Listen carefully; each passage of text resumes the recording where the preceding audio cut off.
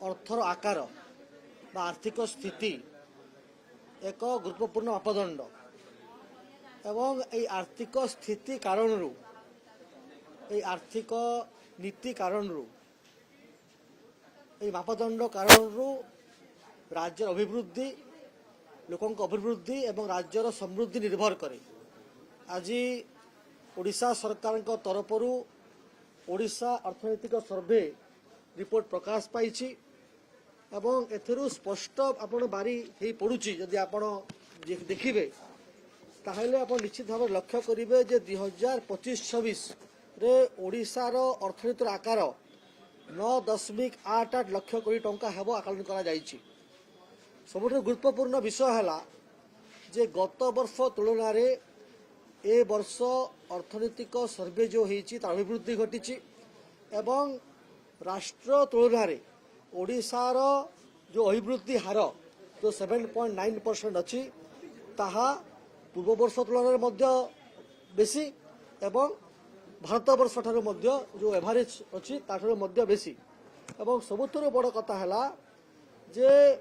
मुंड पिछा आय वर्तमान 1,86,761 टंका अच्छी जहाँ पूर्व वर्ष तुलन में 9% वृद्धि घटी। खाली सेतिकी नुहे आपण जो क्षेत्र में देखिए से शिल्प क्षेत्र हो से कृषि क्षेत्र हो से आपण आनुषंगिक व्यवस्था क्षेत्र हो पर्यटन क्षेत्र हो इंडस्ट्री क्षेत्र हो सबु क्षेत्र में अर्थनैतिक मापदंड वृद्धि पाई जहाँ अर्थनैतिक सर्वे कारण स्पष्ट हो बारी पड़ुची एवं ए रिपोर्ट आपण पाखरे समस्त पाखरे अभिवृद्धि अच्छी एवं एथिरू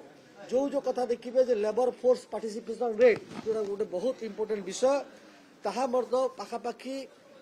अभिवृद्धि घटी 64.5% को जाइछि जहाँ नेशनल एवरेज जो अच्छी ताठू खूब बेसी एवं आपण जदि देखिबे ताहले इंडस्ट्री सेक्टर रे मध्य खूब बेसी अभिवृद्धि घटी। आपण देखिए तो ओडिशा द्रुत गति रे आर्थिक विकास क्षेत्र आगक जाउछि। विरोधी जो मिथ्या अपप्रचार करुछंती विरोधी जो मिथ्या कथा कही लोक भ्रमित करने को चेष्टा कर ओडिशा लोक मानू ताहा समस्त मन कष्ट देइछि। यदि विरोधी सत्साहस अच्छी ताहले ये जो सर्वे रिपोर्ट प्रकाश पाई एवं ये जो अर्थनीति उपर आसिक आलोचना करंतु गृह को बारंबार बंद करवा